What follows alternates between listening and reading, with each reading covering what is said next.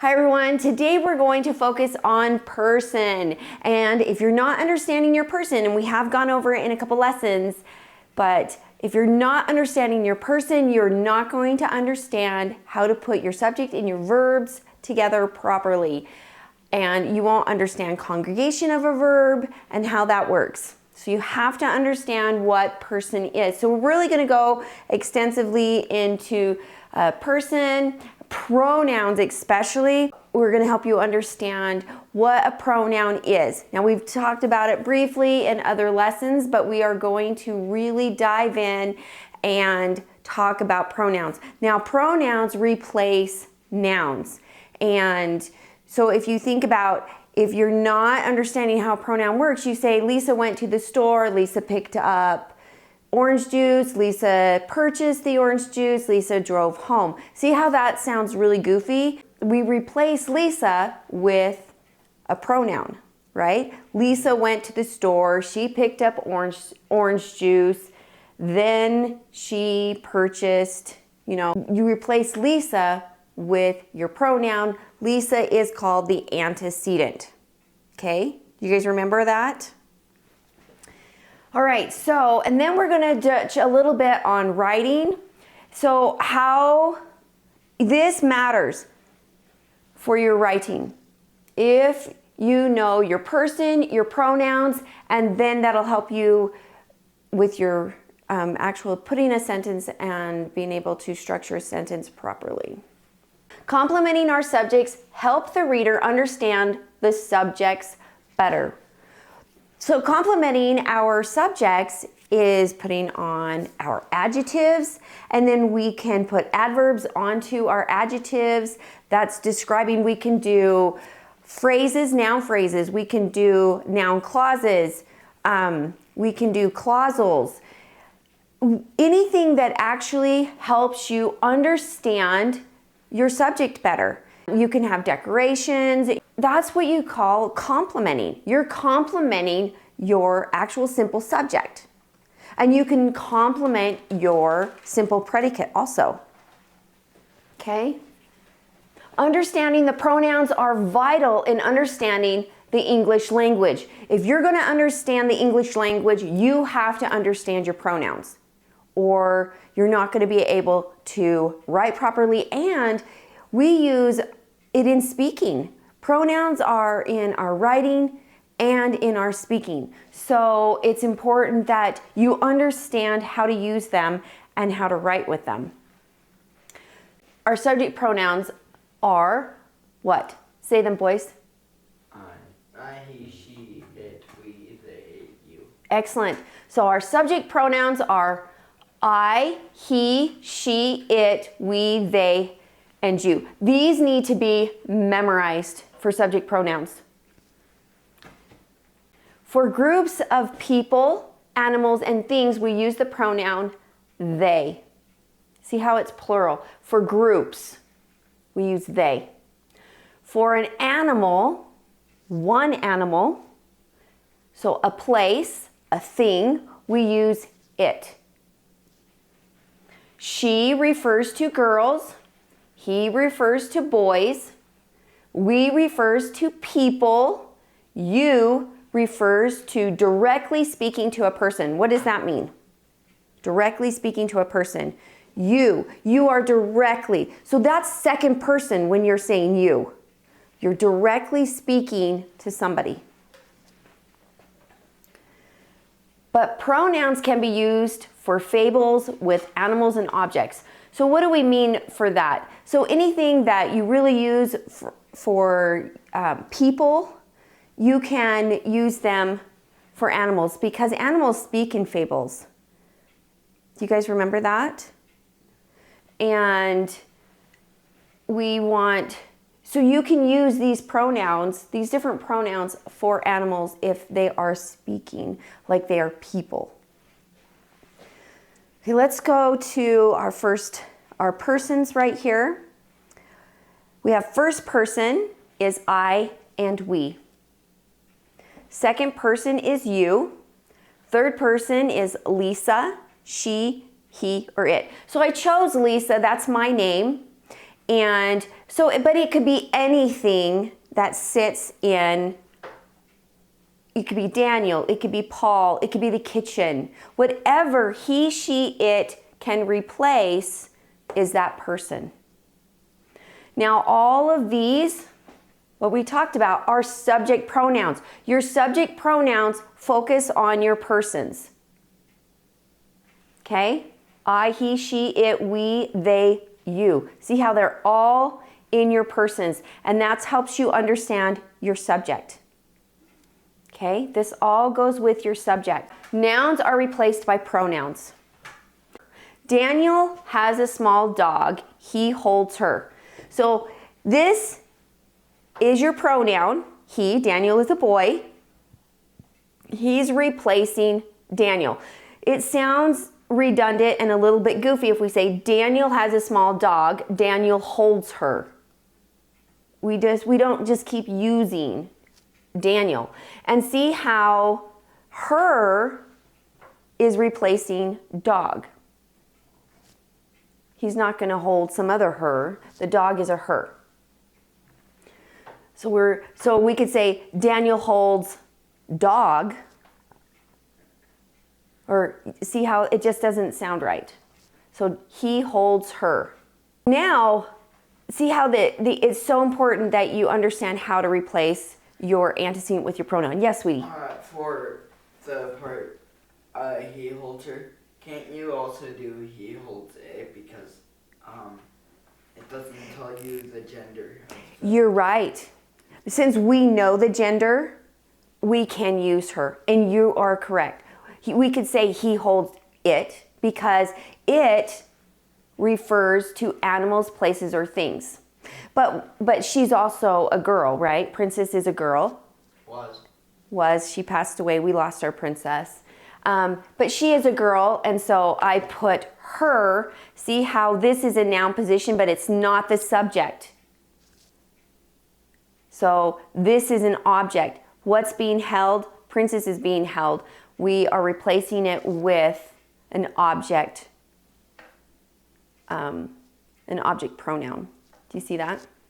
Okay, my lover of dogs brother decided that Daniel holds her.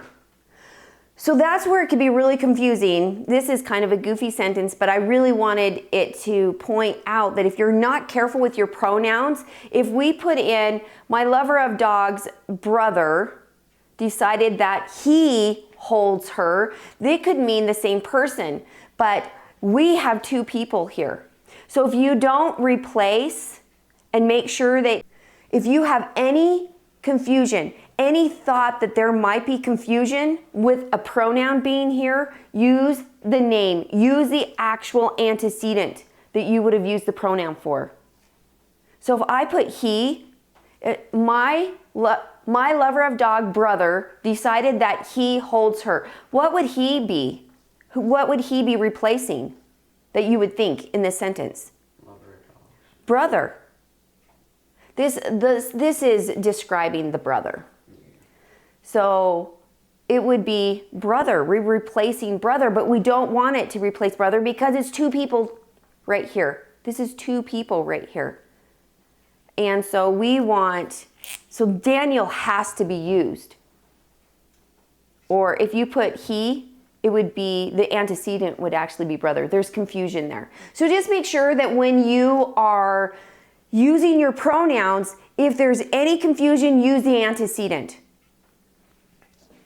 Okay, I really want you guys to focus on this right here, because here, right here, are your subject pronouns. These are the object. Right here we have our pronouns. So we have our subject pronoun, I, object pronoun, me. Subject, she, her is the object pronoun. So her can sit in any object position. See how right here is an object position. What object position is it sitting in? The direct object position. So see how we can't say he holds she. You cannot do that. So you have to have these memorized. And it's easier when you've spoken English, but when you're learning, then you need memorize these and you won't get that mixed up. We don't say him holds he. So you have to say he holds him. They hold them. We hold us. See how you use that? How easy it is to get confused if you're not careful. So we have I goes with me, she goes with her, he goes with him, they goes with them, we go with us, you goes with you. These are personal pronouns right here. What do personal pronouns do? They replace nouns. Actually, any pronoun replaces a noun, but these refer to you as people right here. Now, object pronouns, these get so confusing. Me and Daniel will go to the store. That does not work because that's subject. You need to say Daniel and I go to the store. Will you go with me? See how with me is an object position. That one's sitting in a prepositional phrase. It's the object of the preposition. So, me is the object. Her, him, them, us, you. These are all objects, pronouns. Where do they sit? Boys, tell me where they sit. Okay, give me object positions in a sentence. So, direct objects, indirect objects, objects of the prepositions. That's where these sit. What are the object positions? Direct objects. Direct objects. Indirect objects. Object of the preposition. Right. So we're going to talk about relative pronouns. So we have the word that. Okay? It relates to something. That's why it's called a relative pronoun. If you think about a relative pronoun, what's a relative? They have relation to you, right? So it relates. So it's relative to the word it modifies. Okay? What does that mean? It's relative to the word it modifies. That is a pronoun. Which is a pronoun. These are relative pronouns. And what do pronouns do? They replace nouns. So look, it's relative to the word it modifies. It's modifying your antecedent. I'm not saying this is it, but it's related to your antecedent. Okay? It tells the detail to the noun or pronoun. It gives the detail to the noun or the pronoun in the same sentence. Which relates. We love to use the word which all the time because it works so well in how we speak and how we write, but sometimes we use it incorrectly. It does similar work to a conjunction. So what's a conjunction? Conjunction, junction, what's your function? So if we look and break this apart, this is a Latin word. With con means with, juct means to join. So you're joining things together. So that's what this does. It joins something together. So you just need to remember that that's what it's doing. It's very similar. I'm going to teach you right here, so I really want you to pay attention to how do we use that and which properly, because they are different. Let's look at this first sentence. The race, which has been around for years, starts in the redwood forest. Can we take, I put commas in here. Can we take which out? This whole phrase right here. Now, this is where we're going to introduce clauses for the first time. A clause has a subject and a verb. And we talked a tiny bit about that, but relative pronouns introduce your clause. And then the which is your relative pronoun that is replacing your antecedent. Right there. Do you get that? So see, the race, which has been around for years, which is replacing race. But which is a pronoun. And so that would be your subject. So if you look at this right here, you guys, this is a subject and a verb. But this is the subject and the verb in this part of the sentence. So which is starting a clause.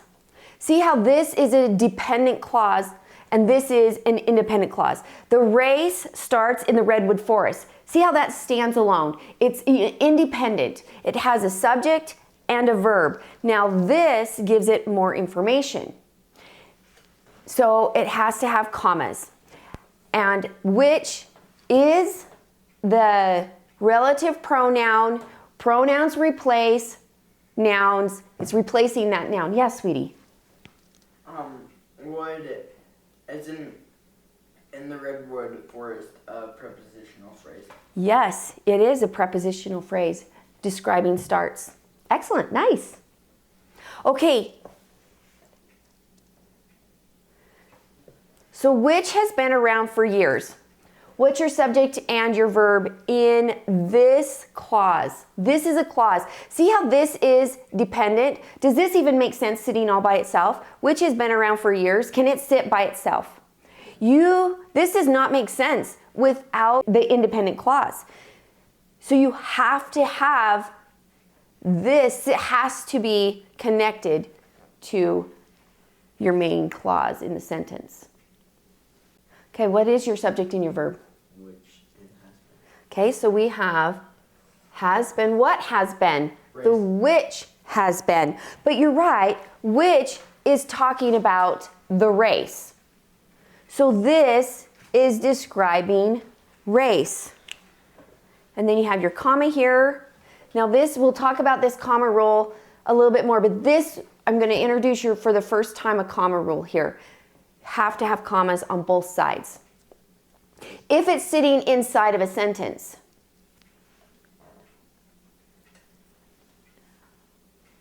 Okay. So let's go to the next sentence and then we'll kind of dive back up into here. Okay, the volcano that was inactive for 100 years erupted. So this is not taking commas right here, but this, where is your whole clause? It goes to that, to one. From that to years. And you know, here, look at this, we have a number right here. You're not supposed to write 100 in when you're putting in a sentence. You're really supposed to spell it out unless it's a date. That would be I did do it here because I ran out of room, but you should always spell it out in a sentence. So this one, notice this one does not have commas, and we'll talk about that a little bit more. But does this make sense? The volcano erupted. Yeah, it does. But does it make more sense? The volcano that was inactive for 100 years erupted. So since we don't have commas there, that means the verb wants this to stay in. It is very important for us to know this information. That is the reason why we're using the word that. When we have commas here, they are fine with this being taken out. The race starts in the redwood forest. The race which has been around for years starts in the redwood forest. We are completely fine with taking this out. That's the reason why we start it with which. We are not fine with taking it out if you start it with the word that. That does not take commas. Okay? Which should always take commas. For hundreds of years, the volcano, which was inactive, erupted and threw ash 100 feet, this is feet, into the air. This is wrong, because if we take this out and we use the word which, if we take it out, for hundreds of years, the volcano, where are we going to go? from where does this end? Which was inactive, ends right there. So for hundreds of years, the volcano erupted and threw ash. See, it just doesn't make as much sense. Which was inactive. They can't see the whole sentence. Oh, because I'm in the way? So for hundreds of years, the volcano, which was inactive, erupted and threw ash 100 feet into the air. It doesn't make as much sense unless you have this in here. This should be the word that. For hundreds of years, the volcano that was inactive erupted and threw ash 100 feet into the air. For it to be, this is called, how I wrote this right here, it's informal English. And yes, we do write that. Some publishing companies will not accept this. You have to know the difference. You have to have commas around. Well, let's read about this. That and which are not the same. Okay, we have them previously mentioned. They, right here, previously mentioned, they're talking about that. So we have something else, another thing. It's referred to in clauses. These are clauses. They have subjects and they have verbs. That is your pronoun. That is your subject. Which is your pronoun? Which is the subject? So it's really important that you notice that. Now that and which will fall in other parts of words also, and they will be something else. But if it leads out into a clause, they are your relative pronouns. And so they are your subject. If you're understanding that they are actually a pronoun, then you're understanding why they can be your subject. And they lead out a clause. Right there. And then they refer to something. They refer back. So that, the word that, starts an essential clause. See how this clause is essential to this, to make you understand. The volcano that was inactive for 100 years, erupted. It's essential. The writer that put that in there wants it in there. They want it to stay in there. They want it there because it makes sense. You do not understand this as much if you hear the volcano erupted. You're not going to understand it as well. But if we say which, starts a non-essential clause. Non-essential means you have to comma around the non-essential clause. So if it's in the middle of a sentence, you put a comma before it and a comma after it. That means this is not essential for it to make sense. The race starts in the redwood forest. You can take this out and you still know. This is just extra information that the writer wants to give you. So if you're going to use which, this is formal English. If you're going to use which, it needs commas and it is a non-essential. If you're going to use that, you do not use commas and it is essential.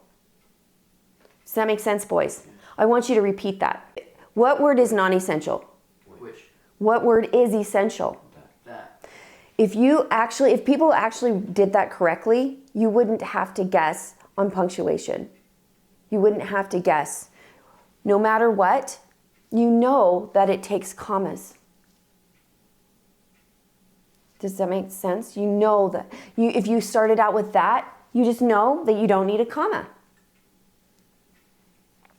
So informal English, we substitute who and which for the word that. So it's completely informal. Who is for people, which are for things. So we can substitute the word that. The volcano, which was inactive for hundreds of years, erupted. It would be informal, but people use it. And the volcano, see, and that won't work with the volcano because it's which. But if you replace that with a person or something like that, then you could replace that with who. Which goes with non-essentials and that goes with essential clauses, and which should always have commas around it. So we have another word when we say essential clauses, non-essential clauses, or essential words, non-essential words. We have another word for that. We have restrictive. So, and it's important that you understand that they are similar. Restrictive, the word, phrase, or clause is crucial for the understanding of a sentence. A relative clause works the same way. Restrictive. Okay, but non-restrictive, you have preferred phrases and clauses, the word which with a relative pronoun. It's not crucial to understand the sentence, and this takes commas. Non-restrictive means it's non-essential. Restrictive means it's essential. So it's just a little bit of a different language, but you see this oftentimes. You see non-essential, you see not essential, or you see restrictive and non-restrictive. But this one I actually think is a little bit more confusing, but you see this all the time in the language of understanding grammar. Let's talk about the relative pronoun who. It has 3 forms: who, whom, and whose. And you have to use these properly. So when referring to relative clauses, that and which we just talked about, and then we have who, whom, and whose. So these are the 5 relative clauses, relative pronouns. So they're the children who ride the school bus home. We typically don't use contractions in our words, but it's very important that you're understanding. We don't use T-H-E-I-R. That's a pronoun describing, but it's not a pronoun if it's an adjective. If it acts as an adjective, it's a weak pronoun. So there and there are very confusable. So you have to be careful with that. So I put that contraction in there for you to see. They're the children who ride. We cannot use the word whom right here. Why not, Daniel? Because it's in the subject position. Right. See, this is a subject position. They are is your subject. They are the children who ride. See, this is a relative pronoun. They who ride the school bus home. This is the subject position. Whom can only sit in an object position of a sentence. Whom sits in prepositional phrases, object position. That's where you're going to see whom the most, but it can also sit in indirect objects and direct object positions. More common to write than you speak. We don't really speak with the word whom. You would write the word whom more. And yeah, not speaking. So whose is possessive and can be referred to as animals. Clear handbags at college games are particularly good for fans for whom the college is protecting. For whom? What position is that sitting in? The object. It's sitting in the object position. What object position? What's that? That's a prepositional phrase. So this is what object position? The object of the preposition, right? So see how we can't say for clear bags at the college games are particularly good for fans. For who, we can't say that because this is an object position. This is who is used in the subject.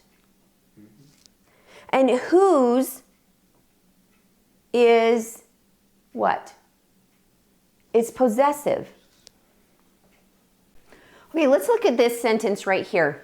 The college, whose job it was to protect the fans, handed out clear handbags. Oops, period. You should always have a period. All right.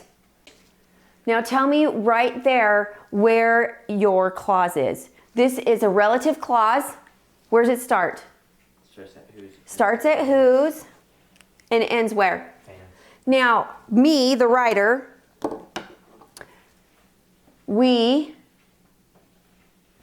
I chose to put here, it's our first time I've introduced commas into our lessons. This is a comma rule. If I decide I want this to be a non-essential, that means this can be taken out. This makes sense without it.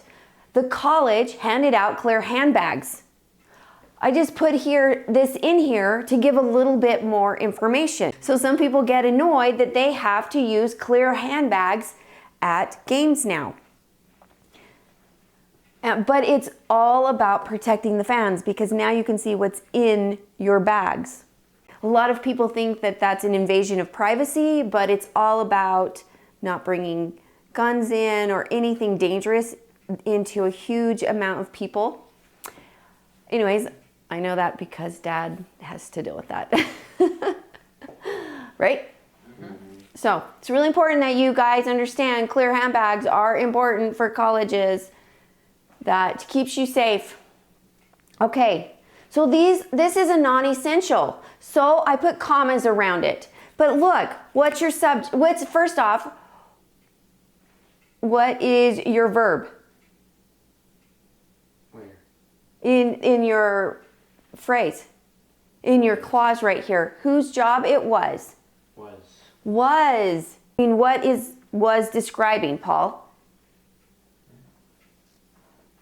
Is describing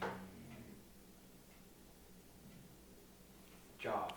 He is the police officer who can answer your questions about the clear handbags. All right.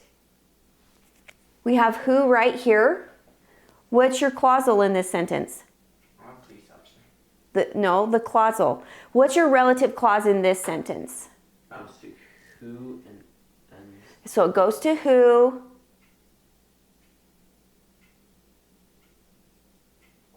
questions. Right.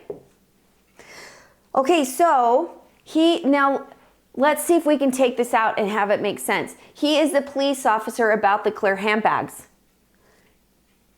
No. Does that even make sense? So you know that this right here is essential. Essential sentences do not take commas. But we have a clause in here.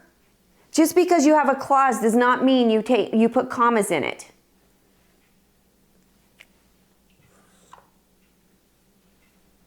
Right there. Who is replacing police officer? Here is your subject. Who can? Who can answer? That's your subject in your verb. He is subject in your verb. Does that make sense? So you can have multiple subject and verbs in a sentence because you have clauses in them.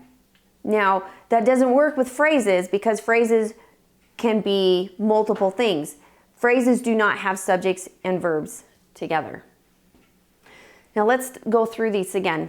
Subject pronouns, object pronouns. I goes with me, she goes with her, he goes with him, they goes with them, we with us. Now you guys say it. Okay, but let's play with this a little bit. Can we replace who with one of these? Yeah. Yeah, we can. So let's replace, what are we going to replace who with? So who is a subject. So we can replace with, you want to replace it with I? He is the police officer. I can answer your questions. So? I would say they. What?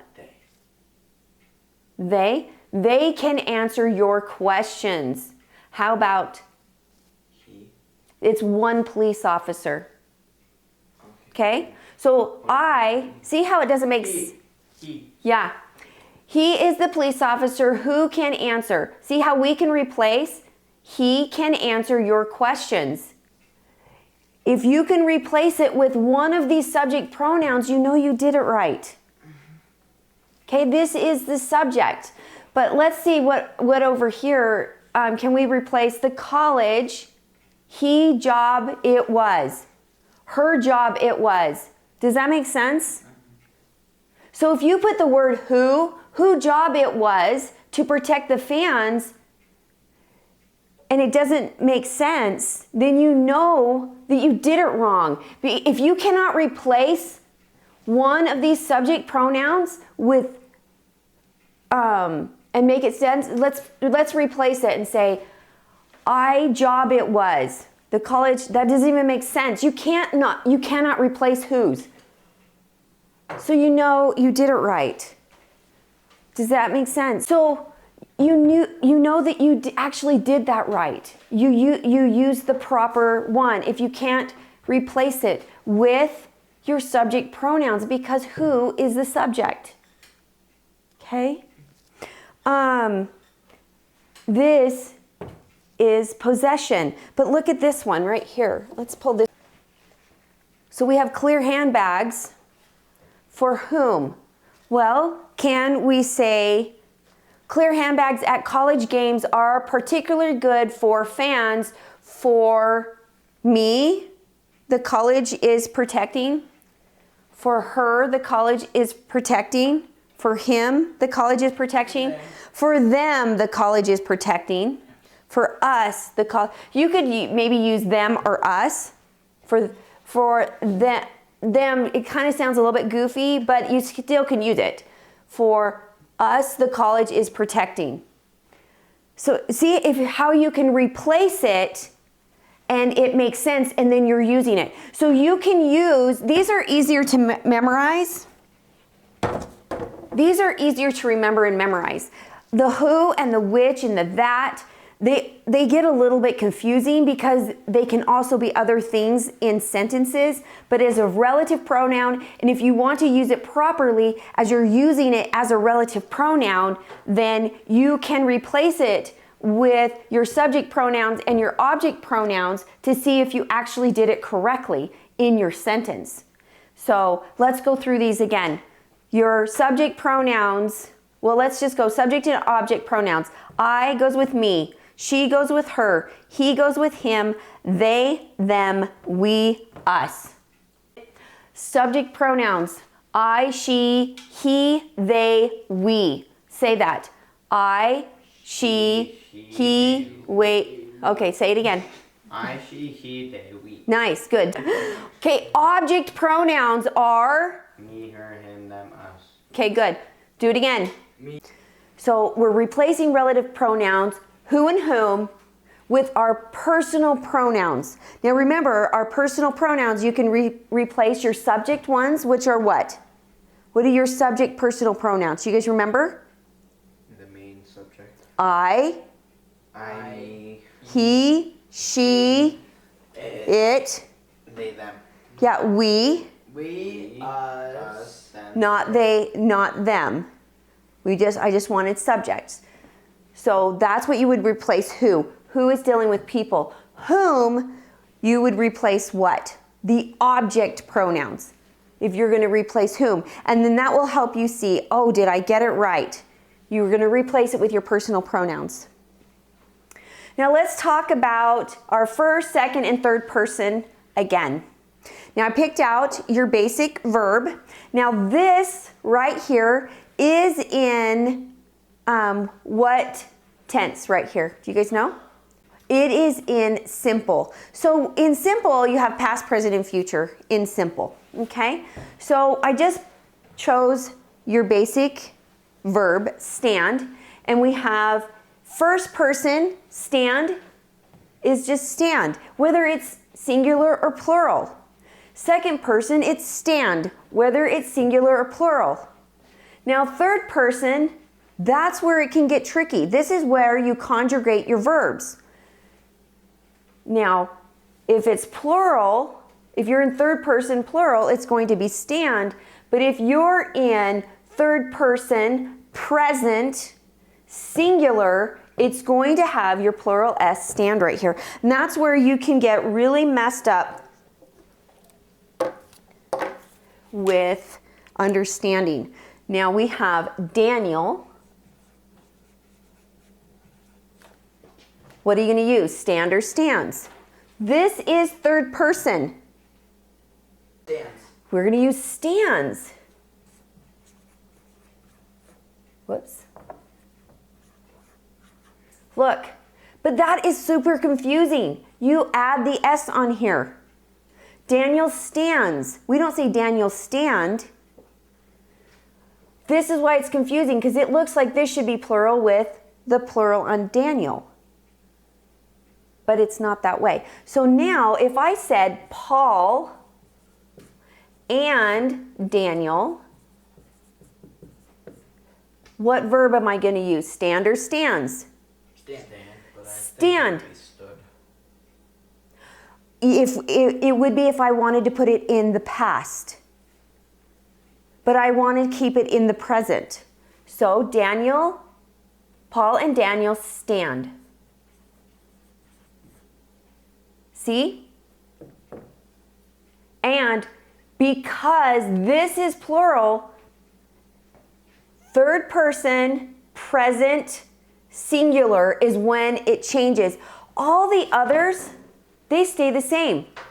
Boom, boom, boom. Whether it is first, second, and the plural in third, it all stays the same. Where does it change, boys?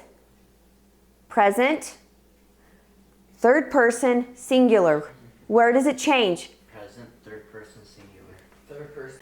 Because what's third person again though? Thing, like if I'm saying Lisa, and if you can replace it with he, she, it, then you know you're in third person. Okay, so first person, it's ourselves, it's I, it's we if it's plural. Okay, we're here together. We're talking about ourselves. The person reading sees the form of the character. They see what they are thinking. If I'm going to write in first person, you're going to see exactly what I am thinking.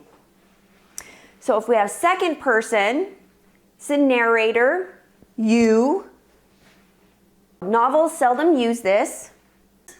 The reader is being turned into the character. It's you. We're going to talk to you. Okay? And we don't use it in novels. We mostly speak in second person. We don't write in second person as much. We do, but not as much. It's mostly third person, first person and third person. Okay? Okay. Now let's look at third person. Itself, themselves. The narrator is referring to. It's itself, it's themselves. Out there. Right? What do we have? Tell me what they are. Them. No, let's do subjects. Trees. Okay, trees. We can have trees, Houses. he, she, it, houses. Right? They. Okay. If you use them, that's in an object position, Daniel, and you can't use them. That's not the person. The person right here keeps you to understand what your subject is going to be, and it connects you to your verb. So that's why it's so important for you to understand your persons, because it helps you with your verbs. Okay? So third person is in many novels. Academic writing, advertising, or the reader is put into the head of the character. That's what happens when you're writing in third person. So how do you use third person? When you are talking about someone else. Okay? It's when you're talking about someone else out there. How do you use second person? When you are speaking to another person. We're talking together. So Paul is right here and we're speaking together. Okay, does that make sense? It's you. We're right here together. You're speaking. How do I use first person? When you are speaking or writing about yourself. Fourth person. What? I know! Now, we have a fourth person's perspective. Now, it's super important for you to understand first, second, and third for your basic writing. Fourth person perspective is really when you really study writing in general. Yeah, honey? I didn't know that there was such thing as a fourth person. I know, because we don't really talk about that in our regular grammar classes. So we have a fourth person perspective, and it can be a little bit tricky if you're not careful on how you use it. Now, we use it in the collective. Do you guys remember what collective means? Not really. Col means with, okay? So, when you're all one, what's a collective noun? Like Herd. herd. Like a group. Yeah, those are collective nouns. The same thing. It's all together. It's we and us. Fourth person perspective is we and us. This is an example. We discussed she had to turn into the mouse. It's indefinite. And oftentimes when you're writing in fourth person, you're going to write them starting with the word one, and you're going to have the word one in them, like someone. You can have just one, or the word body, somebody. Any of those words will put you in fourth person perspective. Now we have the collective plays the past in the fourth person, but it can have drawbacks if you do not play your part right. You need to know what you're doing if you're going to write in fourth person. Now, I don't study, I'm not a writer. I love to understand grammar, but I'm not a novelist, I'm not a writer, and so I don't really study this, but I think it's important for you to know that it's out there and that you can incorporate this into your writing. Okay, so it's the entire group. You're going to use the word we. It has flexibility. You have to also use the third person, we. Or if it's not just we, you have to use third person. So make sure the point of view is through the eyes of the entire group. So see how, look right here, Daniel. We discussed she had to turn into the mouse. Well, she had to turn into a mouse. You have a clausal right here. So your fourth person are going to have clauses. So here's your we. It's the collective right here. We discussed. You're seeing it through the eyes of the group. And now you have your third person. That she had to turn into the mouse. Okay? So see how you have to use both of those. Now we're going to really talk about personal pronouns. And it's really important that you get down your personal pronouns. We've discussed them a little bit in the past, but we're really going to dive into it much more so that you're really truly understanding what a personal pronoun is. So now we have your singular and your plural pronouns, your personal pronouns. So we have your subject position, I, you, he, she, it. And then for the plural, we have we and they. Now, your object positions for singular are him and her. And for plural, it's them and us. Possessive singular is his, hers, his, her, its, my and yours, and your, my and your. And your possessive for the plural is their and our. But this matters that you understand, because when you put it in the possessive like this, his hat, this is sitting in the attributive position. This is actually not truly considered a pronoun. But we look at them and you're understanding that they fit in the pronoun area. But when they're actually functioning as an adjective, it's not considered a pronoun. It's considered an adjective. But it's important for you to know that they are still sitting and helping you understand your personal pronouns, but they are possessive. His hat, her dress. Now, if we go into the plural, it's their car, our car. Do you get that? It's so important that you guys know that these aren't personal pronouns when they're acting as adjectives. Now, if you're going to call them in the personal pronoun, the possessive pronoun, it's important for you to understand that they're called weak possessive personal pronouns if they're sitting here in the adjective position, if they're acting as an adjective at all. Now, also, you have possessive in the singular, possessive independence, where they can sit by themselves. They can sit by themselves in the possessive independent. And see how some of them are the same. His, hers, see her isn't the same, so that changes up. It's, mine, and yours. See how this is my and this is mine. This is your and this is yours. See how when it becomes independent, it changes things up a little bit. So if we look over here in the plural, it's theirs with the S on it and ours with the S on it. Like if you see, can you see this really good? That is theirs. See how this is independent? It is connected to this linking verb right here, but it's independent from, it's describing that. This pronoun that right here. That is ours. See how ours is describing the pronoun that. Do you guys have any questions about this? Okay. This, you guys, really actually needs to be memorized. Our demonstrative pronouns, this, that, these, and those. That's what those are. Now, we talked about that being a relative pronoun. So depending on how you're using it in the sentence is what it is.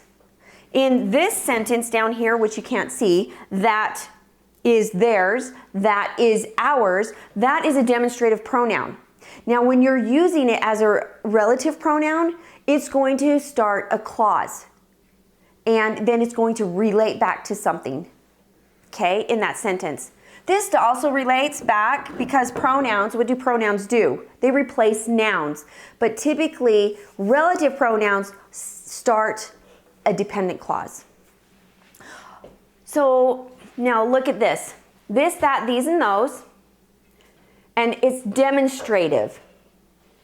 This is going to be hard. It's this. It's demonstrating something. This is going to be hard. Now, these are uncomfortable. You're pointing to it. My shoes are uncomfortable. It's referring back to whatever you're pointing to or you're demonstrating to. Okay? Now, they draw attention to whatever it is that you want to draw attention to. That's what they're doing. That's why they're demonstrative. Does that make sense, Paul? This can be super confusing because it's just, you think, well, it's just the word that. It's not the same. If you're using it in a sentence differently, then it's a different pronoun. Now you need to remember that they're still pronouns, but it's used differently. What do pronouns do? They replace nouns. Okay? All right. Those fish stink. What's that? Demonstrative. So it is a demonstrative pronoun if you're thinking, well, it's sitting in the demonstrative because it's drawing attention to something. It's those fish, but this is an adjective. So really, this would be called an adjective, but it is very important that you also identify it as demonstrative because it's doing something. It's drawing attention to these fish. Now here's a different way to use those, which it is used as the pronoun. This is used as an adjective. This is used as the pronoun. Those seem riper than the bananas at Target. So we're talking about bananas, obviously, right? Those is replacing the word for bananas. We're pointing to it. We're drawing attention to the bananas. right there. Now let's go ahead and, we're going to diagram some sentences. Fire sentence really before you start diagramming. Forest fires are very dangerous. What's your verb, guys? Are. Are. What are? Fires. Fires. Now you have an adjective. It is sitting in the predicate position. So it's a predicate adjective describing fires. Dangerous. Yeah, good. So there's your predicate adjective. So this one's a pretty easy one. So we're going to put are in the verb, on the verb line, fire on the fires. See how we have plural and the word are. And then we're going to put dangerous.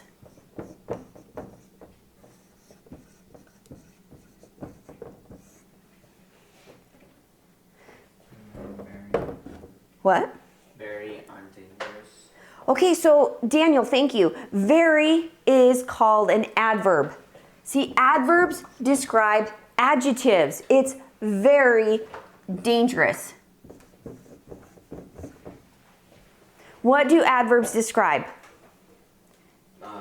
Verbs. Verbs, adjectives, and other adverbs. Yep. So that's the reason why this is an adverb, because this right here is an adjective. It's a predicate adjective, right? Now, forest. What is this? Describes fires. It describes fires. So this is an adjective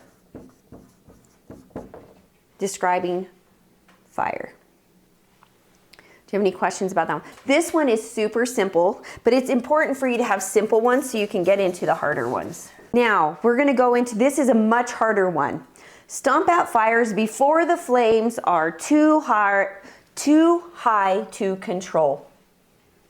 All right, first off, what's your verb? Are. And stomp. And stomp. Nice, Daniel. So how would we start diagramming this? No, you would write stomp. This is where, well, first off, what is stomp describing? You. Okay. So that is assumed. What is are describing? Flames. Now that means we have a clausal in here. And this word before is setting up for the clause. And we'll discuss this word in another sentence. I just want to see that this word, it's almost acting as a conjunction. See how conjunctions were with something, but it's putting them together. Now, we could have broken these sentences apart if we kept off the word before. Stomp out fires. You stomp out fires. Or the flames are too high to control. But once you put before into it, it has now become a dependent clause, and it is dependent on this clause to make sense. So that means we have to diagram two different subjects and verbs. Let's start out with the very first one. All right, what is your verb in the very first? Stomp. And that needs to be capitalized. And you is assumed as your subject. And what's your direct object? Fires. What's being stomped out? The fires are receiving the stomp. See how the fires are getting stomped on. You're not saying who did the stomping.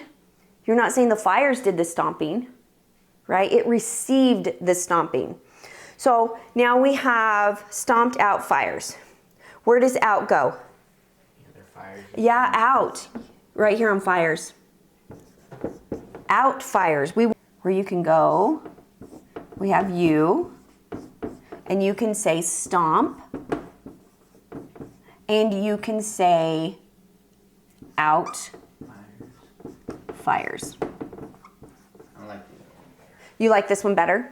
See how you can have multiple, you can have different ways and how you want to put it together. If you want to say the fires, and then this is your direct object. But if you want to say that this is your prepositional phrase, and this is not describing, you can do it that way. I have mixed feelings about which one I like best. But let's do the second one.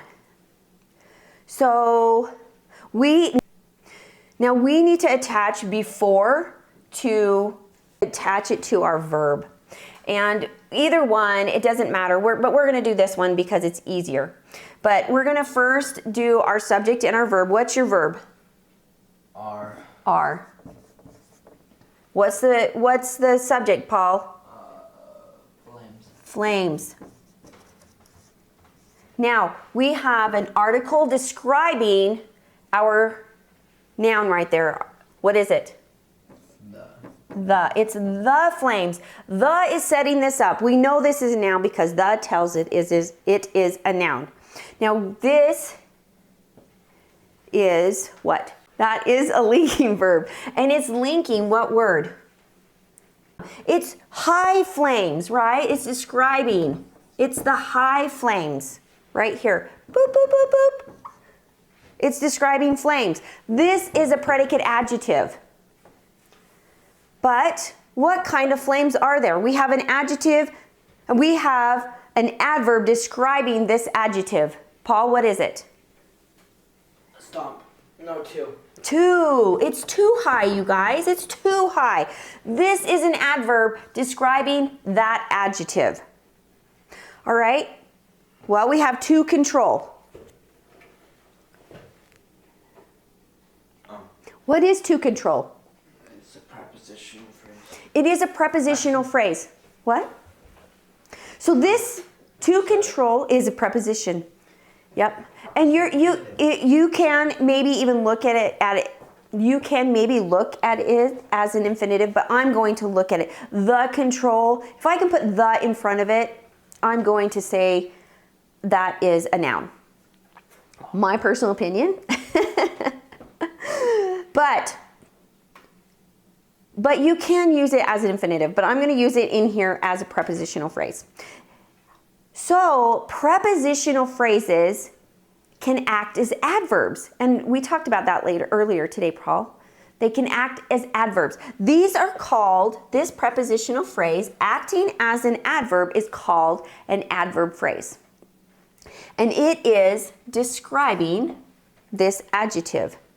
So this prepositional phrase is an adverb phrase describing an adjective. What do adverbs describe? Verbs. Adjectives and adverbs.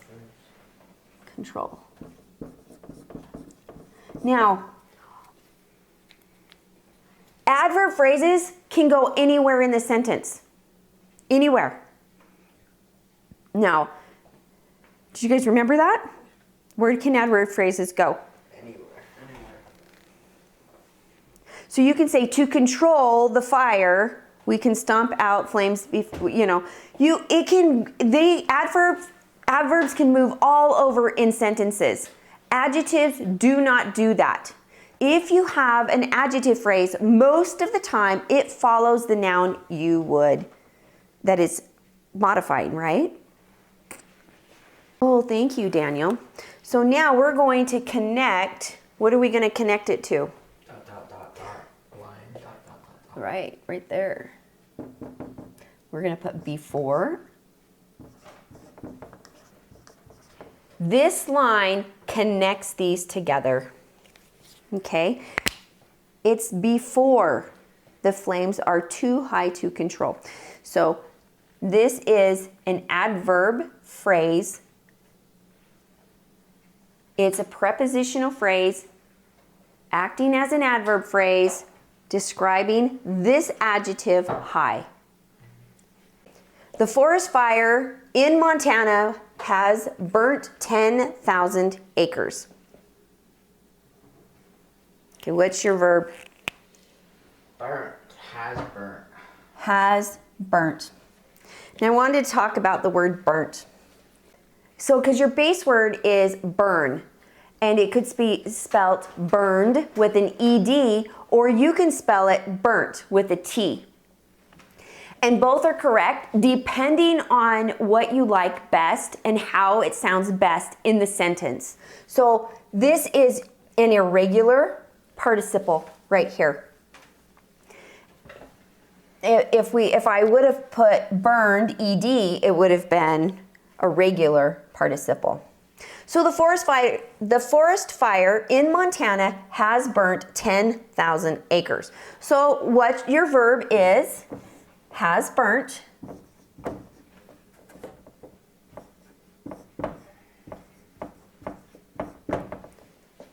Okay, what has burnt? Fire. Fire. Okay, the fire has burnt. And then would Montana be the prepositional phrase? Yeah, it is a prepositional phrase. So we're going to box that up. And we're going to talk about that. Now, most of the time, when you have an adverb prepositional phrase, it can bounce around in the sentence. And it describes your what? Yeah. Verbs, adverbs, and. But adjective phrases do not do that most of the time. Most of the time, they will follow the noun. So this is what position of a sentence? Adjective. The attributive position. See how it's before the noun. But we also can say if it is a preposition or a clause that's describing it, it can be an attributive position. But this, for you to really understand attributive, we typically say this is not your typical where you have your basic adjective. It goes in front in the attributive. But if it's following with a prepositional phrase, it will still be considered an attributive position, but it's not the first attributive position. These will be in prepositional phrases right here. So we have the forest fire in Montana. In Montana. And we have the as an adjective and forest. The forest fire in Montana has burnt what? Acres. What's being burnt? The acres, you're right.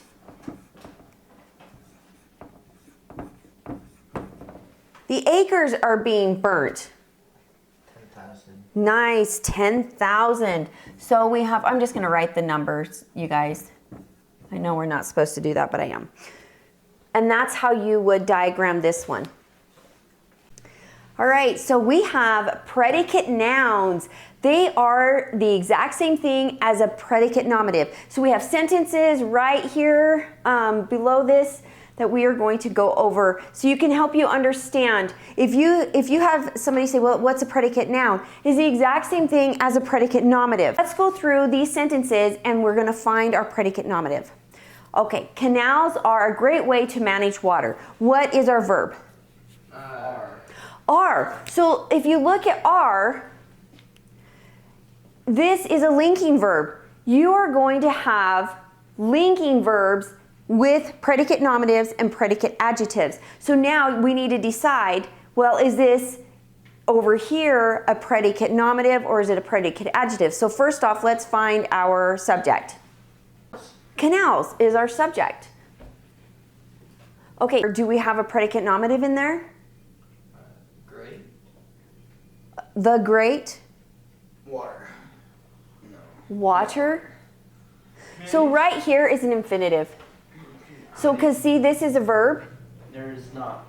There is one. So because right here we have an article.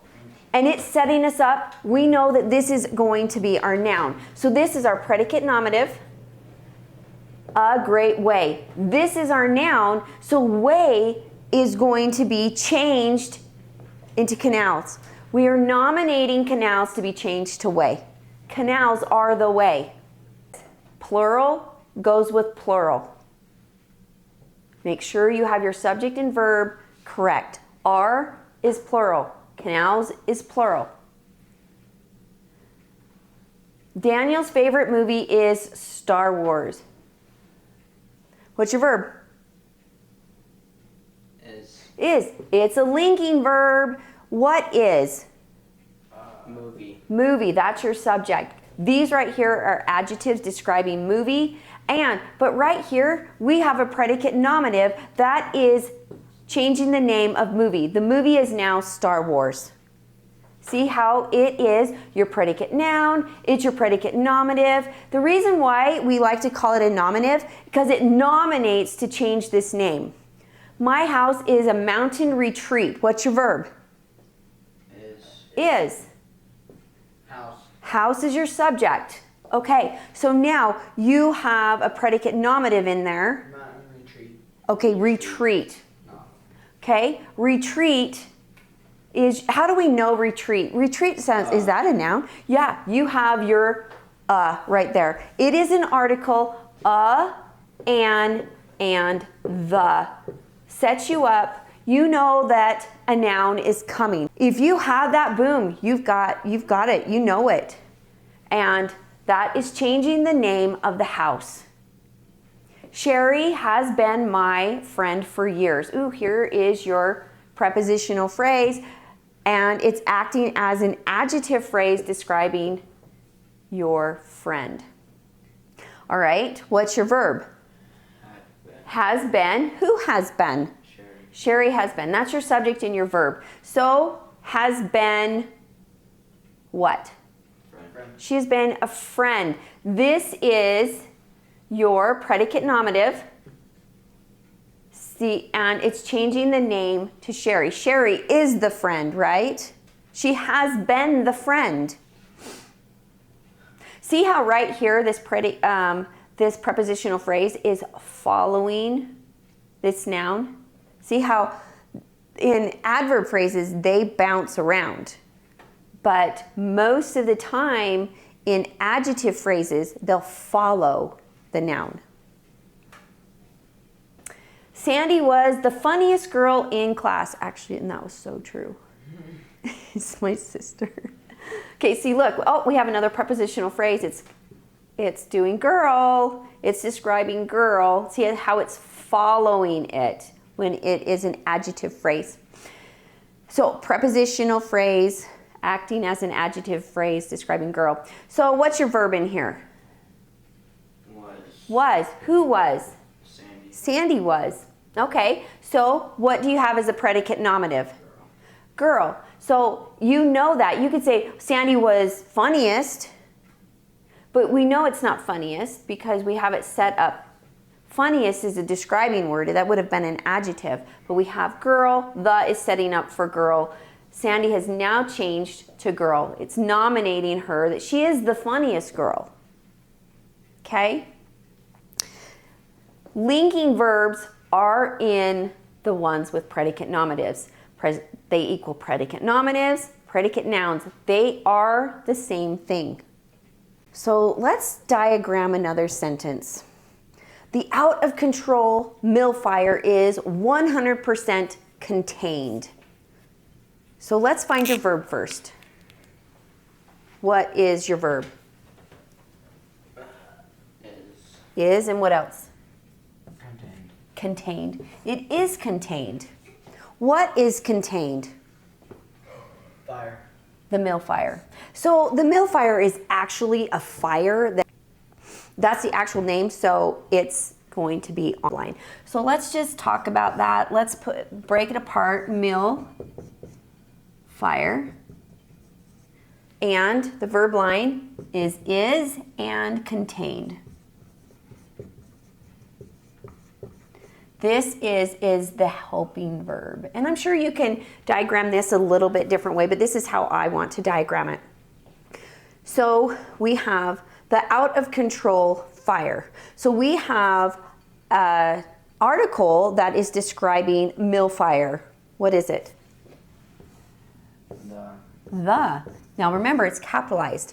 And what do you think out of control is? I think this is a little bit trick. What's that?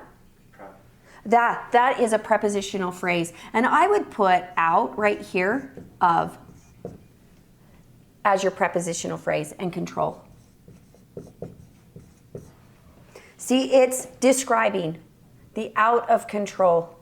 You could even, this is a little bit unusual because the prepositional phrase typically goes after it. The mill fire, out of control. See how it doesn't make sense with that one?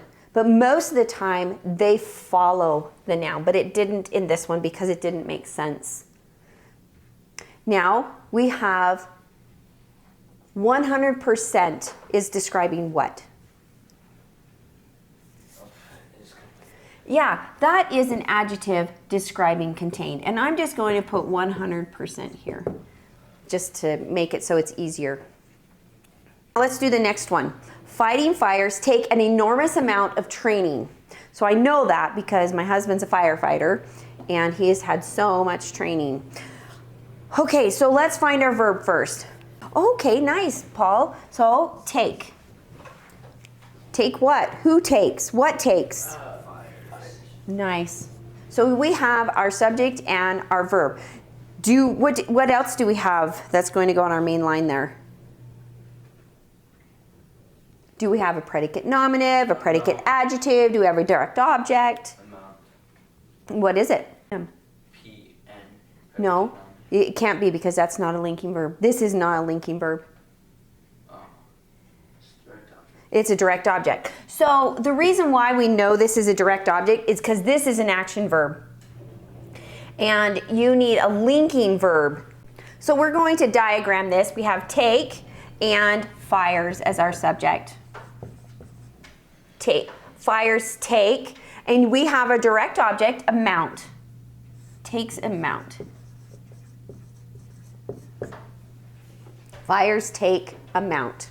Now look at this right here before we go any further. This looks like it's plural, but how come this doesn't look like it's plural?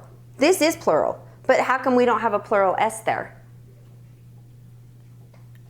Oh. Because this is, first off, you look at your subject, this is third person, and then what is that? Present. This is singular, present, what else? Third person, singular, present.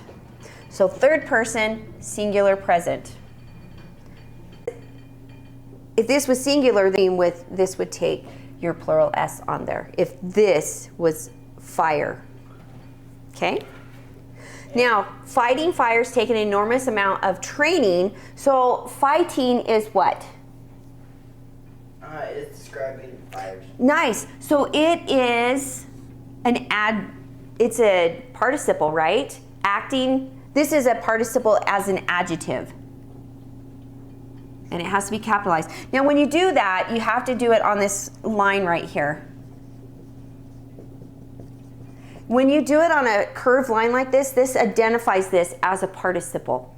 Remember, participles means you're sharing, and we're sharing this with the verb. So it can be an adjective also. Takes an enormous amount. So what's an enormous amount describing? What an enormous is describing what? Amount. An is your article, and enormous, it's an enormous amount. This is an adjective.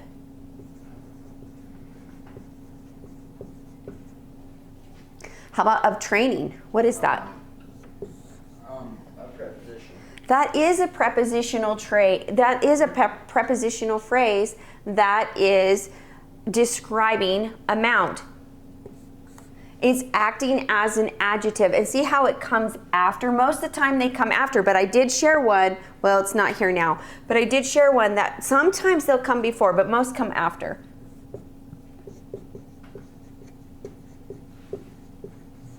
Amount of training. So that's how you would diagram that sentence. So demonstrative pronouns there's 4 of them. This, that, they, that's singular, and these and those are plural. So you need to remember that. Okay, there's 4 of them. This and that are singular, these and those are plural. We have these used in question. And sometimes it's hard to tell what that is doing when it's a question. But what should we do when you have a question? That'll help you to actually figure out what some of these words are doing. Exactly, Dad. But the best thing to do to really actually figure this out is put it into a statement. What do you think the statement is? Is that a playground? That is a playground. Now, you can see right off the bat that this is a linking verb, and you have a predicate nominative right here, and it's linking back. You're replacing, this is a pronoun. This right here is a demonstrative pronoun. It's that playground. It's drawing attention to the playground, and playground is replacing the pronoun that. This is the antecedent. Do you see that, Paul? Okay. Let's do, how would you put that? Is that my favorite dish? That is my favorite. Oh, nice, Paul, thank you. That is my dish. Now, these are simple sentences, but if you do this with really hard questions, it will all of a sudden open your mind up, because it's so much easier to figure everything out when it's in a statement than when it's in a question. All right, that is my favorite dish. So what do we have here? You have your linking verb right here. And what is this? PM. Predicate nominative. So, and it's replacing that. It's that is the dish. See how that is a pronoun? It's a demonstrative pronoun. It is making you look at something. This is drawing your attention to the dish. Do you see that? It's that dish. That's my favorite dish. That's why it's a demonstrative pronoun. Now, if we look at resumes, they are vital for getting a job. What you put your resume together so that it tells you all about who you are. They tell about your job, work ethics, where you've worked, they give you references. You put it together. They can tell if you know how to write properly in your resume and how you put it together. It tells what schooling that you've had. It tells all of the great things about you, because you're selling yourself in a resume.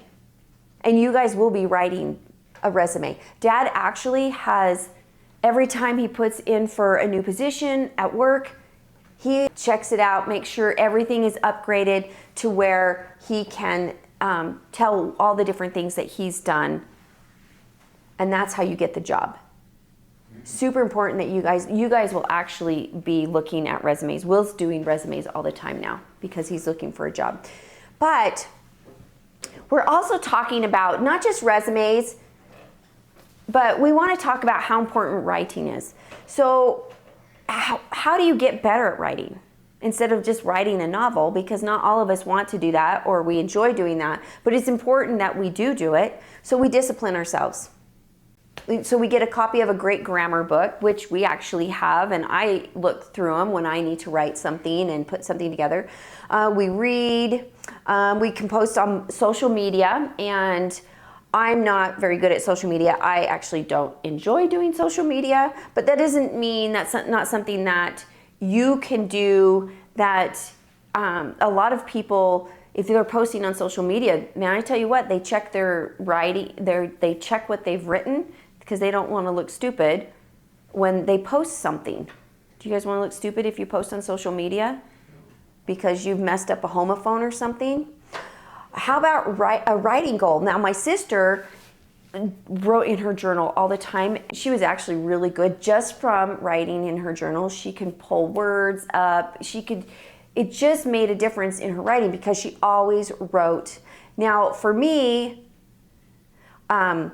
when I wrote, I would write stories.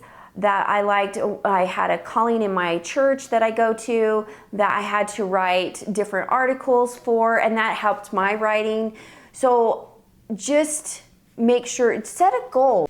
Okay, so also make your writing clear. If you have to read it out loud to make it sound like you can catch those mistakes. I was just talking to my son that wrote a 21-page paper, and he told me today that he had to read it out loud to make sure, and he caught a few errors that he had in there.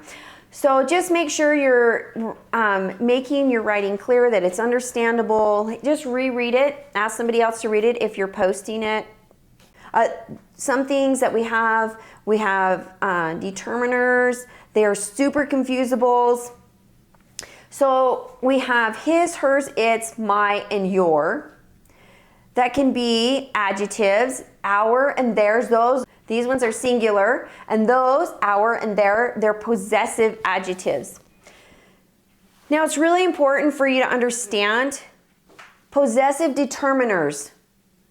It's who owns. It determines. They come in front of nouns. They're different. You need to remember that her house really is it's a possessive determiner. So possessive pronouns, they replace possessive nouns. I really want you guys to understand that there is a difference between her house, that is a possessive. When your pronouns, if you're calling it a pronoun, it has to replace a noun. Possessive determiner, it's determined whose. It's in front of a noun.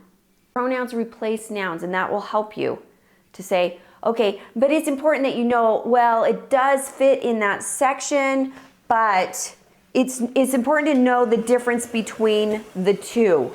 Huge confusables are your, which this is a contraction for you are, so we have your. So you need to be careful with that. Its is a contraction for it is, and we have, whoops, its. See, that is your house, its house, its leaves, whatever. Their, T-H-E-I-R. These are confusing. Or we have, don't mistake these, study them. And these ones right here are your pronouns, but these are pronouns connected to verbs. Okay? These are contractions. But these ones aren't, but they sound exactly the same. We have possessive determiners. They come before nouns. Our, my, his, its, hers, your, their. But they replace nouns, you guys. Okay? They come before nouns. Possessive determiners, they're your adjective. Right here, they're possessing something. They are your adjective. They come right before your noun. Do you guys understand that? Yes. Okay. Possessive pronouns take the place of a noun. So these can all take places. Their, your, hers, its, my, our, yours. They take the place of a noun. So there's a difference. So possessive adjectives, my, ours, mine, his, your, hers, they will fall into different areas. They cannot stand alone in a sentence. Possessive adjectives cannot stand alone. Possessive determiners plus a noun. That's how you do that. Possessive determiners, and it's plus your noun. And that's the same thing. They cannot stand alone. That's a possessive adjective. So adjectives describe the qualities of nouns. They modify a noun. Hope you like that lesson and you really tackle in and study this more so you can understand your grammar and be able to construct a sentence properly. All right. Thanks for watching. We'll see you in the Bye. next lesson.